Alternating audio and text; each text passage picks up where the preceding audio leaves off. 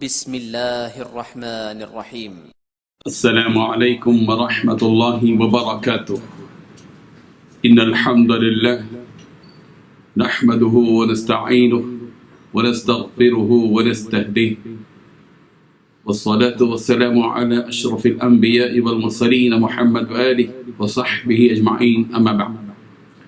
حاضرین و ناظرین، یہ درس نمبر 970 ہے، 970، اور آج سورہ یوسف کی 3 آیتوں کی تلاوت اور تشریح کی جائے گی۔ آیت نمبر 73، 74 اور 75، 73، 74 اور 75۔ چلیے سب سے پہلے ہم ان 3 آیتوں کی تلاوت کرتے ہیں، لفظی ترجمے اور ترجمے کے بعد تشریح کرتے ہیں۔ اعوذ باللہ من الشیطان الرجیم، بسم اللہ الرحمن الرحیم۔ قالوا تاللہ لقد علمتم ما جئنا لنفسد في الأرض وما كنا سارقين قالوا فما جزاؤه إن كنتم كاذبين قالوا جزاؤه من وجد في رحله فهو جزاؤه كذلك نجزي الظالمين۔ لفظی ترجمہ قالوا، انہوں نے کہا، تاللہ، اللہ کی قسم، لقد علمتم، البتہ تحقیق تم جانتے ہو کہ ما جئنا، ہم نہیں آئے، لنفسد، تاکہ فساد کریں، فی الارض، زمین میں، وما کننا سارقین، اور ہم چور نہیں ہیں۔ قالوا، انہوں نے کہا، فما، پھر کیا، جزاؤہ، سزا ہے اس چور کی، ان کنتم، اگر ہوئے تم کاذبین، جھوٹے۔ قالوا، انہوں نے کہا، جزاؤہ، اس کی سزا یہ ہے، من، جو شخص کے وجدہ، پایا جائے، وہ پیالہ، فی رحلہ، اس کے سامان میں، فہوا، تو وہی شخص ہوگا، جزاؤہ، اس کا بدلہ، کذالک، اسی طرح، نجزی، ہم سزا دیتے ہیں، الظالمین، ظالموں کو۔ ترجمہ یوں ہے، وہ کہنے لگے کہ اللہ کی قسم، تمہیں معلوم ہے کہ ہم اس ملک میں اس لیے نہیں آئے کہ خرابی کریں، اور نہ ہم چوری کیا کرتے ہیں۔ بولے کہ اگر تم جھوٹے نکلے، یعنی چوری ثابت ہوئی، تو اس کی سزا کیا ہے؟ انہوں نے کہا کہ اس کی سزا یہ ہے کہ جس کے سامان میں وہ دستیاب ہو، وہی اس کا بدل قرار دیا جائے، ہم ظالموں کو یہی سزا دیا کرتے ہیں۔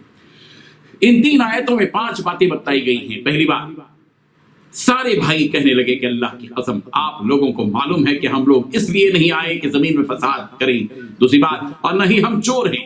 تیسری بات، وہ کہنے لگے کہ پھر اس کی کیا سزا ہے اگر تم جھوٹے ثابت ہوئے۔ چوتھی بات، کہنے لگے کہ اس کی سزا یہ ہے کہ جس کے کجاوے میں یہ پیمانہ پایا جائے تو خود اس کی ذات ہی اس کا بدلہ ہے۔ پانچویں بات، ہم ظالموں کو اسی طرح سزا دیا کرتے ہیں۔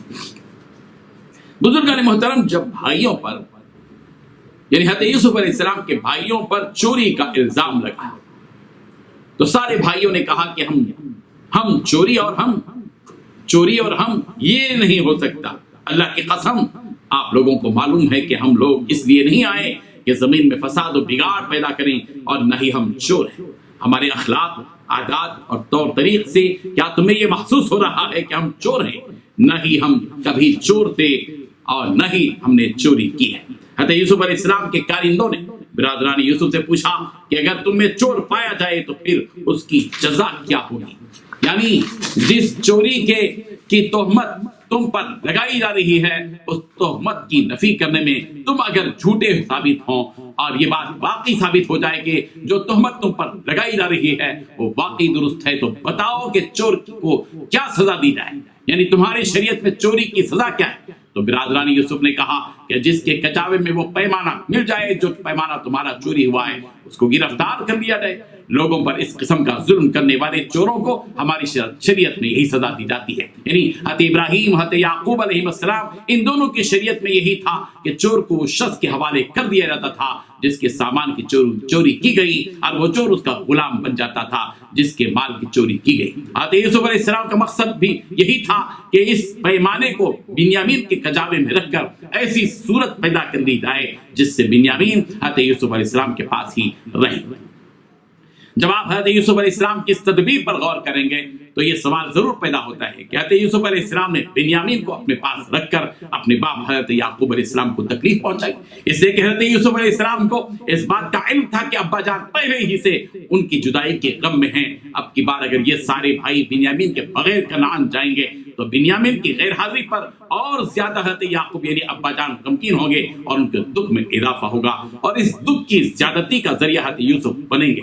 بظاہر یہ اشکال یقیناً درست معلوم ہوتا ہے، لیکن حقیقت یہ ہے کہ حضرت یوسف علیہ السلام کا منصوبہ اپنے والدین اور ان تمام بھائیوں کو جلد ہی مصر بلانے کا تھا، اور بنیامین کا مصر ہی میں روک لینا اس لیے تھا کہ ابا جان حضرت یعقوب علیہ السلام یوسف اور بنیامین دونوں کو تلاش کرنے کے لیے ان کے بھائیوں کو بھیجیں گے، اور یہ لوگ تیسری مرتبہ پھر آئیں گے۔ اگر بھائی کو نہ روکتے تو ممکن تھا کہ پھر والد کے بھیجنے پر بھی یہ لوگ نہ آتے، کیونکہ حضرت یوسف علیہ السلام کو تو یہ سارے بھائی مردہ کہہ چکے تھے، اب کم از کم ایک بھائی کی تلاش کرنا لازمی تھا، لا محالہ انہیں اپنے والد کے فرمان پر تیسری مرتبہ آنا پڑے۔ بنیامین نے اپنے اوپر چوری کے اس الزام کو اس لیے برداشت کیا کہ وہ اپنے بھائی کے ساتھ رہنے سے، انہیں اپنے بھائیوں کے ساتھ جو 10 بھائی تھے ان کے ساتھ رہنے سے ایسے تنگ آ گئے تھے کہ حضرت یوسف علیہ السلام کے پاس رہ جانے کے لیے چوری کے الزام میں گرفتار ہونا تک انہیں گوارا تھا۔ ویسے بھی چوری کے الزام والی تدبیر حضرت یوسف علیہ السلام اور بنیامین دونوں کے مشورے ہی سے ہوئی تھی۔ اللہ تبارک و تعالی ہمیں ان واقعات سے سبق حاصل کرنے کی توفیق عطا فرمائے۔ وآخر دعوانا ان الحمد للہ رب العالمین۔